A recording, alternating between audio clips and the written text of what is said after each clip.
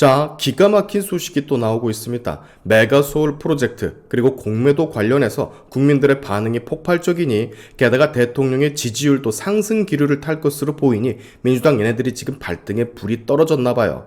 본인들 딴에는 총선용 카드 혹은 맞대응 카드로 이걸 꺼낸 것 같은데 오히려 제 생각엔 역효과가 나지 않을까 우려가 됩니다.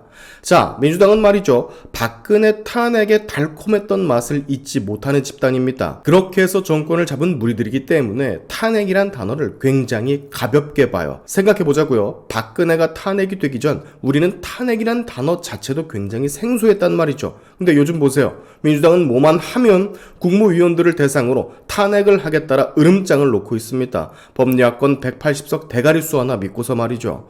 탄핵뿐만이 아닌 지금 뭐 해임안도 남발을 것으로 보여지는데 170석이 육박하는 머릿수를 가지고 있기 때문에 민주당은 독단적으로 지들이 원하는 그 누구든 탄핵 소추할 수 있는 힘을 가지고 있습니다.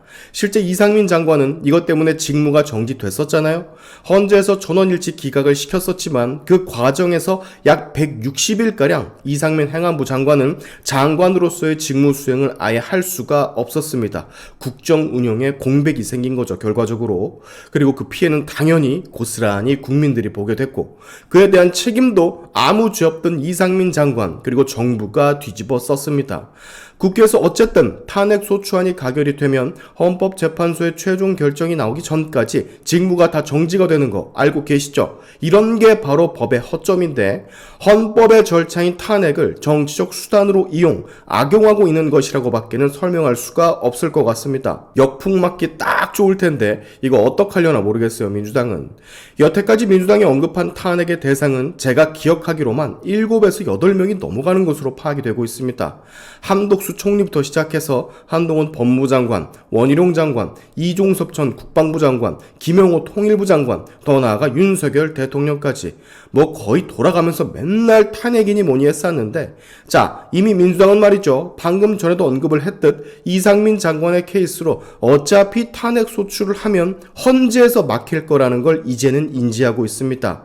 그럼에도 불구하고 계속해서 탄핵 이야기를 꺼낸다는 건 탄핵 그 자체가 목적이 아닌 일정 기간 동안 국정 운영의 주축인 장관들, 국무위원들의 팔다리를 묶는 게 목적인 거예요. 아무것도 하지 못하게끔. 더 나아가 지들로 인해서 아무것도 하지 못하는 국무위원들이 생긴다면 해당 업무에 차질이 생기고 빵꾸나고 공백이 당연히 생기겠죠. 근데 그 공백과 피해에 대한 책임은 정부가 지어야 하는, 탄핵을 시전한 민주당이 아닌 정부가 먹게 되어 있다고.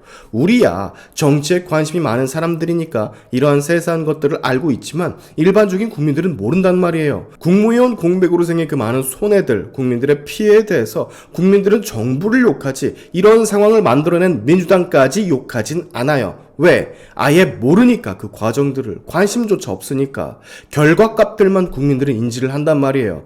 늘상 얘기를 했지만 민주당의 목적은 지금 하나입니다. 혼란과 회방. 어떻게든 현 정권의 발목을 잡아서 국정 운영을 방해해 보려고 하는 거예요. 그렇게만 된다면야 그 과정들은 다 집어치우고 국민들은 정부 욕을 할 거니까. 정부가 제대로 못했다, 정부가 한 게 뭐가 있냐, 대부분의 국민들이 이렇게 생각을 하거든.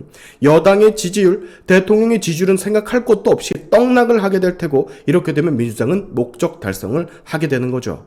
자, 이번엔 여러분 방통위원장이 타겟이 됐습니다. 고작 취임한 지 3개월밖에 되지 않은 사람을 탄핵하겠다라고 옌병지를 떨고 있는데 빠르면 이달 9일, 벌써 내일 모레죠. 본회의에서 바로 상정을 할 생각이라고 민주당 홍익표 원내대표가 밝혔어요. 정확하게 말을 하면 적극 검토 중에 있다고. 뭐 법을 어긴 것도 아니고 아직 이렇다 할 움직임조차 보여준 적이 없는 고작 3개월째 된 방통위원장을 본인들 입맛에 맞지 않는다는 이유 하나만으로 탄핵을 하겠다랍니다. 어처구니가 없죠. 근데 또 얘네들도 이미 이상민 장관의 전례가 있기 때문에 부담스럽기는 한가 봐요. 늘 한동훈 장관의 탄핵을 외치더만 한동훈 장관 탄핵은 안 하고 갑자기 이동관으로 타겟을 바꾼 걸 보면 말이죠. 역풍이 불까봐 두려운 겁니다. 상대적으로 한동훈에 비하면 이동관 방통위원장은 정치적 부담이 조금 적거든요. 총선이 5달 뒤로 가까워진 지금 회심의 카드라고 꺼내는 그 탄핵 카드가 자칫 자충수가 돼서 돌아올 수가 있거든. 민주당도 이걸 이거를 알고 있기 때문에 이미 꺼내놓은 말은 있기는 하지만 한동훈을 진짜 조질 수는 없고 상대적으로 약한 이동관을 억지 이유를 대면서까지 9일 탄핵 소추안 발의를 하겠다라고 하고 있는 거예요. 근데 지금 이것뿐만이 아니죠. 사실 이동관 탄핵안은 옵션일 뿐이고 방송법 개정안의 통과가 지금 더 큰 문제인데 대통령이 더 이상 공영방송 이사 구성에 영향력을 행사하지 못하게끔 하는 내용이 담겨져 있거든요. 근데 문재인 땐 안 그랬잖아. 문재인 때는 이 법 신경 쓰지도 않았다고. 왜냐? 여태까지 늘 그래왔고 당연했으니까. 근데 본인들의 정권이 아니니 입장이 바뀌니까 갑자기 이 개정안을 들이밀면서 대통령 비키라고 하고 있는 건데 역시 내로남불 기가 막히죠. 자, 전 이렇게 생각을 합니다. 민주당은 지금 이렇다 할 내놓을 정책이 없으니 그냥 공중에다가 대고 칼을 휘두르고 있는 겁니다. 탄핵이란 칼을. 아까 얘기했죠. 탄핵으로 정권을 잡은 집단이기 때문에 이 탄핵이란 칼을 손에서 놓을 수가 없다고. 이렇게 됐으면 좋겠어요. 탄핵 발의를 지금 뭐 재미삼아 신나게 시전을 하고 있는데 만약 이 탄핵이 헌재에서 전원일치 기각이 된다면 그 탄핵을 시도했던 것에 대한 책임을 좀 묻는 시스템, 이런 게 좀 갖춰졌으면 좋겠습니다. 쓰잘데기 없는 탄핵 시도로 국정 운영에 공백을 주고 국민에게 피해를 줬다면 그에 대한 책임을 지어야지. 슈바 아니면 말고식을 대체 언제까지 끄고 갈 거야? 제 말이 틀렸습니까, 여러분? 말로만 민생 거리면서 실제로는 쓸데없는 탄핵 시도로 국정 운영에 공백을 만들어 국민에게 폐만 끼치는 민주당 언제까지 넋놓고 당하고 있을 겁니까? 원숭이가 아니라면 민주당의 이런 횡포 알아채고 내년에 행동으로 나서야죠.